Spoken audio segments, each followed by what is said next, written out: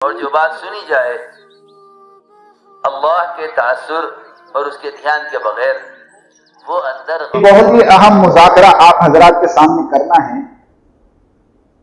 چونکہ اس وقت ایک عام فضا بنی ہوئی ہے، اس لیے یہ باتیں مجمع کے سامنے کرنی پڑتی ہیں۔ کیونکہ ایک بات سمجھ لو، اگر ہمارے پاس علم نہیں ہوگا تو ہم وقت کے فتنے کا شکار ہو جاؤ گے۔ علم بہت ضروری ہے، ورنہ علم کی کمی آدمی کو فتنے کا شکار کر دیتی ہے، اور شیطان ایسا مضبوط ہے اور ایسا ہوشیار ہے کہ اس کے پاس 80,000 نورانی داؤ ہے۔ یہ بعض مرتبہ باطل کو حق کی شکل میں لا کر کھڑا کرے گا تاکہ حق والے گمراہ ہو جائے، جو آج کل امت میں کر رہا ہے۔ اس شیطان کی چال کو سمجھو۔ اس زمانے میں امت بڑے فتنے میں مبتلا ہو گئی ہے، خاص کر دعوت کا کام کرنے والے۔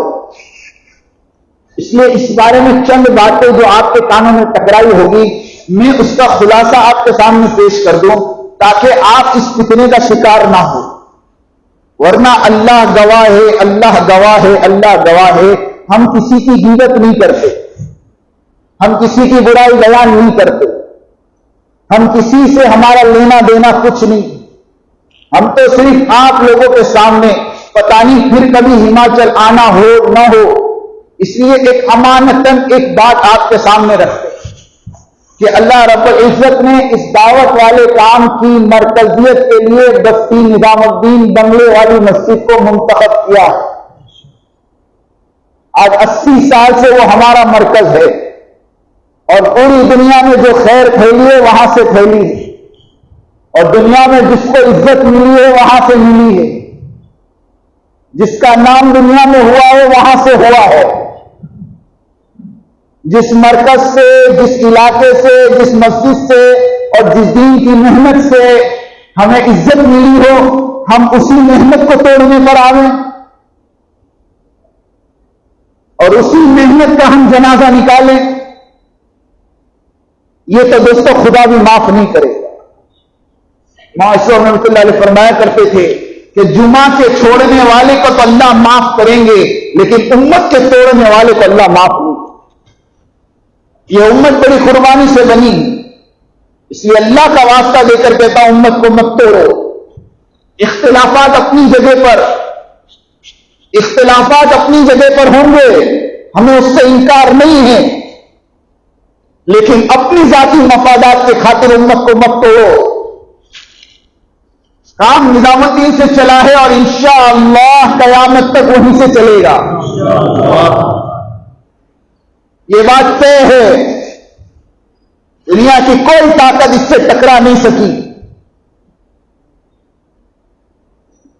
جب ہندوستان آزاد ہوا تو ہندوستان کے جو پہلے وزیر اعظم تھے، انہوں نے ارادہ کیا کہ اس بنگلے والی مسجد پہ پابندی لگاؤ، تو مولانا ابوالکلام آزاد جو اس زمانے کے وزیر تعلیم تھے، انہوں نے باقاعدہ وقت کے وزیر اعظم کو کہا کہ ہندوستان میں جس سے ٹکرانا ہو ٹکرا لینا، مگر ان ڈیرے بستر والوں سے ٹکرائے گا تو تیرا کوئی ٹھکانہ نہیں۔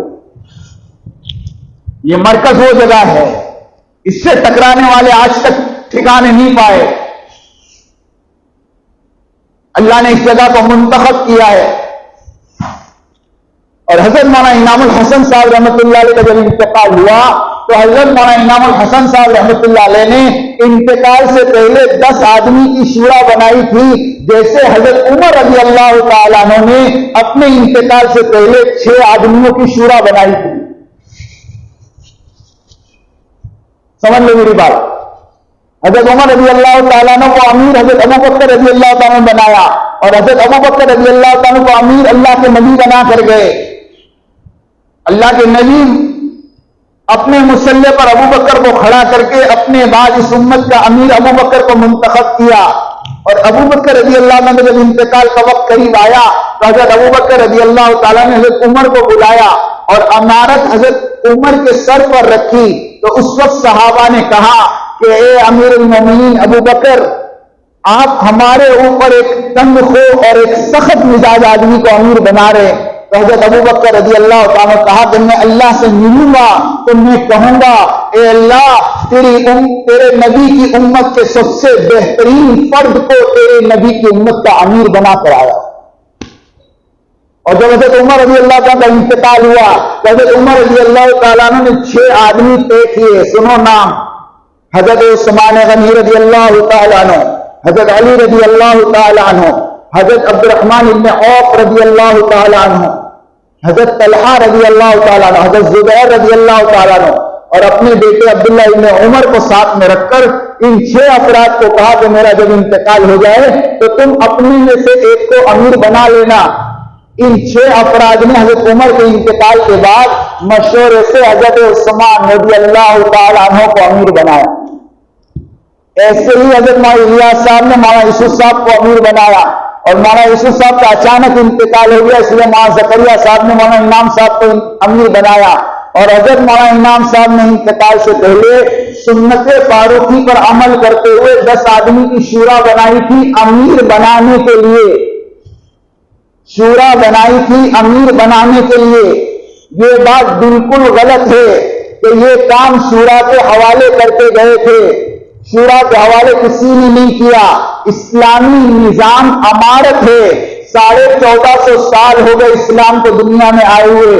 آپ ایک زمانہ ایسا بتا لو کہ جس میں اس امت کا کوئی امیر نہ ہو. یہ امت ہمیشہ ایک امیر کی ماتحتی میں چلی ہے. ہاں، کبھی کسی زمانے میں شورا نہیں ہوئی. ایک امیر رہا. حضرت ابو بکر امیر تھے، حضرت عمر رضی اللہ تعالیٰ امیر تھے، حضرت عثمان غنی امیر تھے، حضرت علی بولو امیر تھے. ہر زمانے میں امارت چلی ہے. پتہ نہیں شورائیت کہاں سے آ گئی. اور دلیل میں حضرت مولانا الیاس صاحب رحمۃ اللہ علیہ کا ملفوظ نقل کر رہے ہیں کہ مولانا الیاس صاحب کہہ کر گئے تھے کہ یہ کام شورا کی ماتحتی میں چلے گا.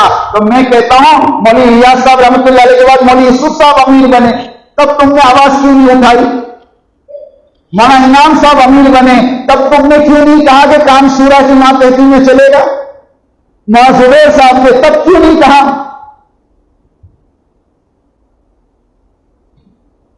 حضرت مولانا انعام صاحب نے 10 آدمی کی شورا بنائی، اور وہ 10 آدمی حضرت مولانا انعام صاحب کے انتقال کے بعد نظام الدین بنگلے والی مسجد میں 3 دن تک مشورہ کیا.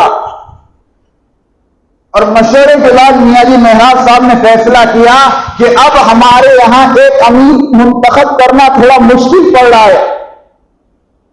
اس لیے ہم اب یہ طے کرتے ہیں کہ مولانا اظہار صاحب سب سے بڑے ہیں، کام ان کے حوالے کرتے ہیں، اور مولانا سعد صاحب اور